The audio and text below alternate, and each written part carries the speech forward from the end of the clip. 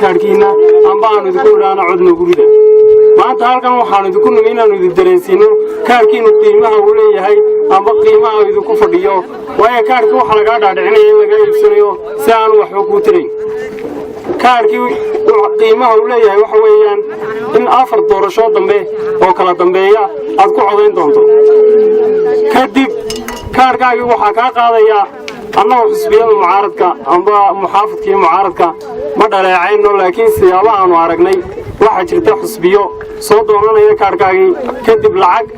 nolol maalmeed amba maalin kaliya hadaad quudato inta ku siiyo kaarkaagi ka qaadayo ka gubaya taasina waa samcad xumada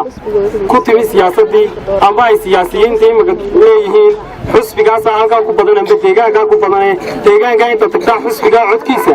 soo guba taana yeeli mayno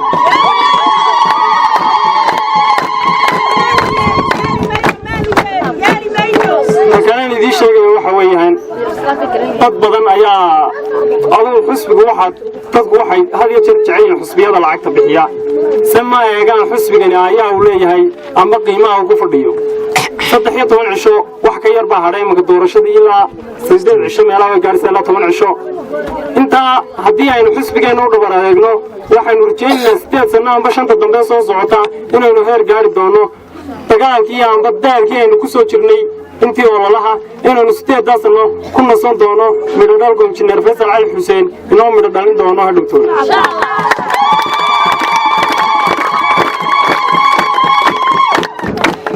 فكان ذي شيء وحويان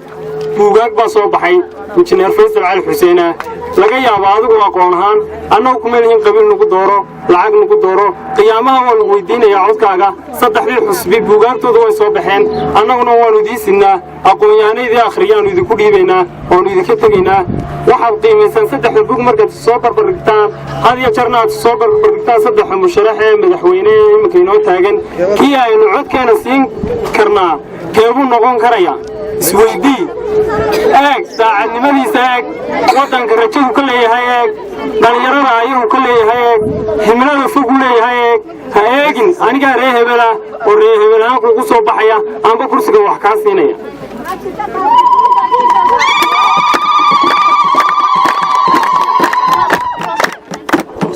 maanta waxaan anugu ku sheegayaa amba aan ku wadaa hore xildhibaanay la soo dooranay xildhibaanadii wax inoo qabtay male kadib waxaad arkaysaa waddooyinka iyagoo daaqadaha kugu dabacanaya oo dhaafaya maanta codkiina haddii aad ku waxa weeye soo kaaran maydaan wada qaadan maanta ninka codaynaya waa ninkii kaarsita weeye maanta xisbiyada kale dhibaato weyn bay soo saareen laga yaabaa inay idin soo garaaceen ay soo garaacaan oo waxay idin weydiistaan idinku bal tijaabiya saddexda nin horta waa saddex nin oo walaalaa weeye maadee ra'a wada dhashay weeye waxaa ku qiimaysaa فاستوى تجابي وانت تقاري سوقك واحد هذا عدكاga yaad siinaysa waxaad ogaataa codkaaga halkaad ku hubsanaysa ogow doorashadan oo quraata lagu codayn maayo waxa haray golihii deegaanka waxa haray baarlamaankii baa haray doorashooyin kale oo dambe ayaa lagu codaynayaa ton maaha waxa jirto oo kale dad baa raashin intay hay'ad soo dhiman beeladeen dadka masaakiinta oo qaybiya inta dadkii soo ururiyeen oo kaadharkii ka ururiyeen ayaa dadkii hay'adaha ee ugu talagaleen raashinka caawinimada inta soo qaadeen bay yiraahdeen kaadharkii codaynta keena annaguna raashin iyo biyaan siinayna bal dhibaatada weyn ilaahay baa ku daariyay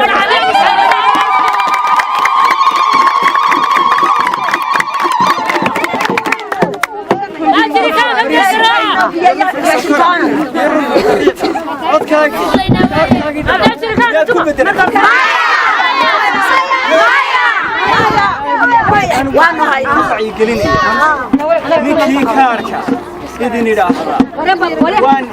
كاركينا يسي واد دمبيلة وان الدمبيلة قروية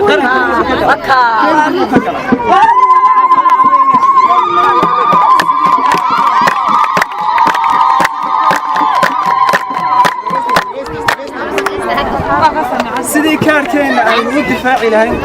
قف استوى ما وين دوغات وين دوغات waxaan ka rajaynayaa inaan lagu dhigin oo aan ahaano hal namadeena aan ku adkaysano insha Allah waxaan rajaynayaa dhamaantiin inay daacadnimada iyo idinka dhab tahay qarannimada Soomaaliland inaad u helantihiin ninka kaliya ee maanta qarannimada Soomaaliland qaybteeda haya waa ninka injineer Faysal Ali Waraabi waxaan ka rajaynayaa inuu Ilaahay ku guuleeyo waxaan Ilaahay weydiisanaynaa inuu sharciga iyo daacadda iyo diinta islaamka nagu dhaqayo Ilaahay u fududeeyo ilku wax fudud ma aha Ilaahayna ha ku guuleeyo insha Allah waxaan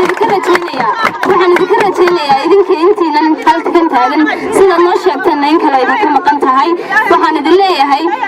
dhammaantiin idinka codkiina si daacad ah ugu codaynaya xisbiga cadaaladda iyo daryeelka ee UCID waxaan idinka rajaynayaa inaydin intaa iyo inka badan insha Allah wareega labaad aad idinku soo noqono idinka ciida ka badan insha Allah oo inaan meel u bixin wareega labaad insha Allah idinku soo laaban doonaa